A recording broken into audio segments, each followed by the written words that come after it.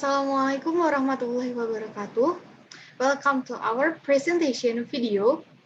Now we are going to present our presentation that entitled Algorithm and Data Structure Binary Search. This is our agenda. And first of all, let me introduce our team. My partner, Yudhistira Nuzuli Ardana, my partner, Virgi Febrian Hermawan, and me, Siti Rayhannah.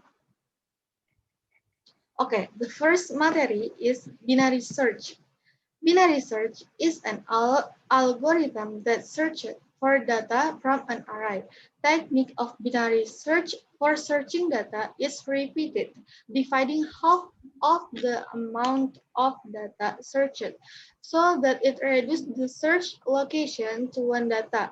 With this technique, we will remove half the amount of data. If a match is found, the program will return the output. Otherwise, the search will continue until the end of dividing the amount of data. The most common application of binary search is to find a specific value in an ordered list. In hindsight, binary search can be seen as a game of guessing, where we guess a number or place number from a list of values. And how the binary search work? The algorithm in binary search work best on the principle of dividing and conquering with an array that is already in an ordered state. If the data is not in an ordered state, the binary search cannot be performed. An example is like this. You want to find 23 you want to find 23 data on the following data. Initially, after the data is sorted and sorted, look for the middle data. This means that the middle data is the 16 data.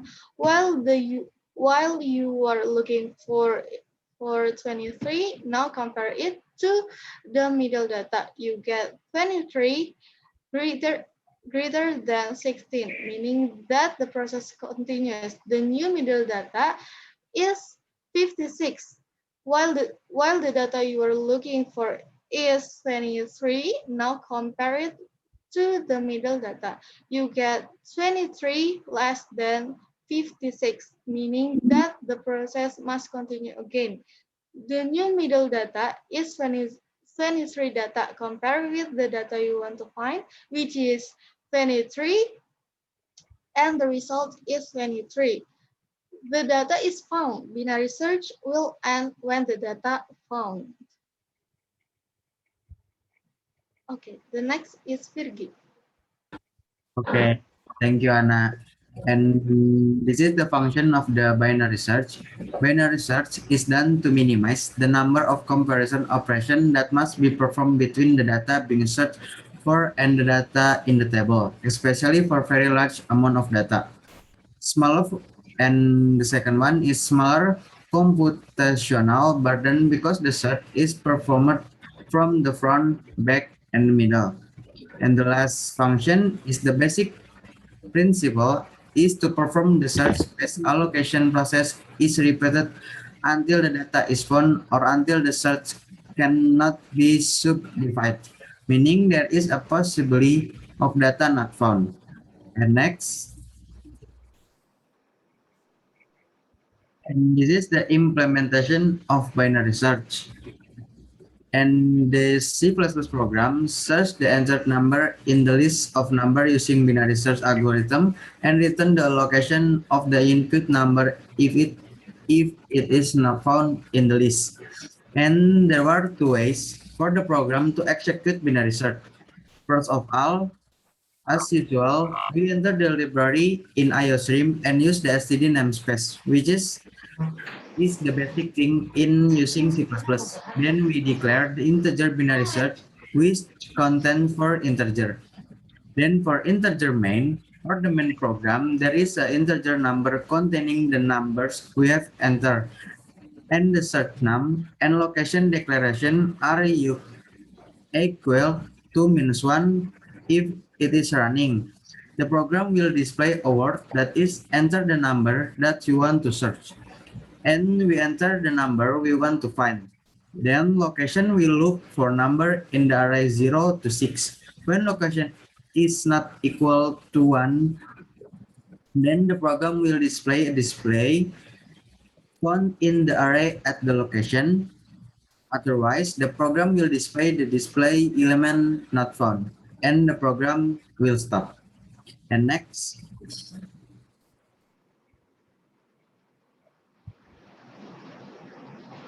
and um, what? Thank you. And for the second one, method first, as usual, enter the IOSIM library and the std namespace. Then we declare the binary search integer containing integer A, first integer plus integer, and integer search number. Because binary search always starts in the middle of the data, then we just use the middle integer, with the last rule not being greater than the first. To determine the middle of the middle in our data, we use the formula middle equals first plus last divided by 2, with the sums comes first. Then, if you have found the integer A contains the number data that is in the middle, which means the same as the number searched, and the program returns to the beginning. Unless the data number is less than the number searched, the number will be subtracted by -1 and return to look for the right number. And the program 2 will go back to looking for it.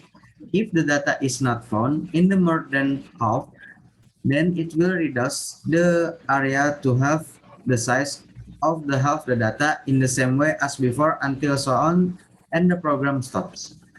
And data records may be found and cannot be found using this method. Next. And this is the result of the program that I have explained. And the next PowerPoint will be explained by my friend Yudhistira. Okay, thank you, Virgi. Now we have the implementation of binary search using recursive function. Recursive is a process of a function that can call itself repeatedly, in contrast of a function or procedure where both can only be called from other function or procedure. While recursive can call the function itself, so the C++ recursive function will run by executing the process until a condition specified in the function is fulfilled. Recursive functions are one of the most important programming techniques, where in some cases, using a recursive function will be much easier.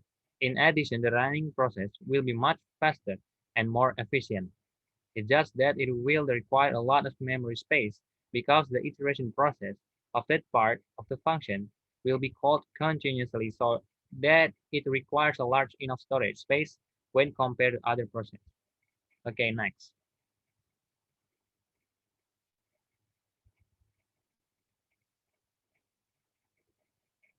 Next. Okay. So in the first example, we will look for the factorial value of the value entered by the user. So we create the program above through the dev C++ application.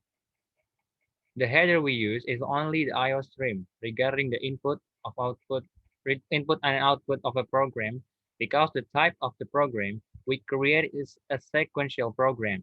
So we need to initialize the recursive function at the beginning before the main function. In the main function, the user will enter a value and store it in the variable r. Later, it will be called the factorial function with the parameter value below the r value, then store in the result variable. Here we create a recursive function where if the input value is 1, the return value is the value itself. Meanwhile, if not, it will be calculated using the factorial formula, namely a. Okay, next. So here the output. So you input the value, for example, 4, and then it repeatedly call itself to 4 times, and then we have the value 24. Okay, next.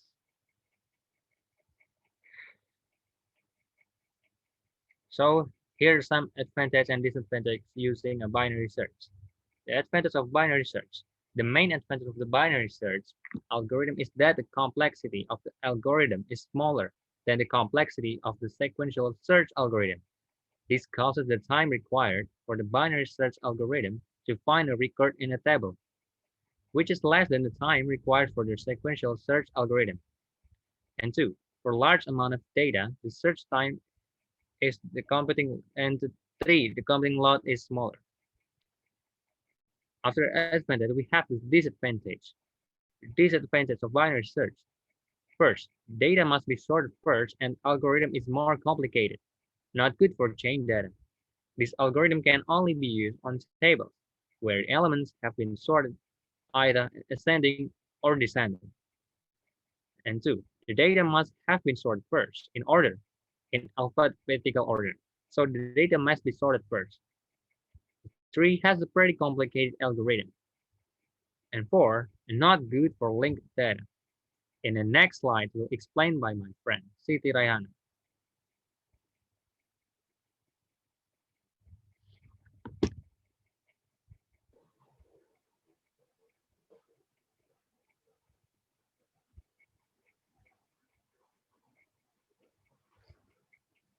So here is our conclusion of our paper. The modified binary search improves the execution time vastly over traditional binary search. The algorithm is comparatively more efficient as it eliminates unnecessary comparison at the preliminary stage itself. This algorithm can even be extended to include the string domain.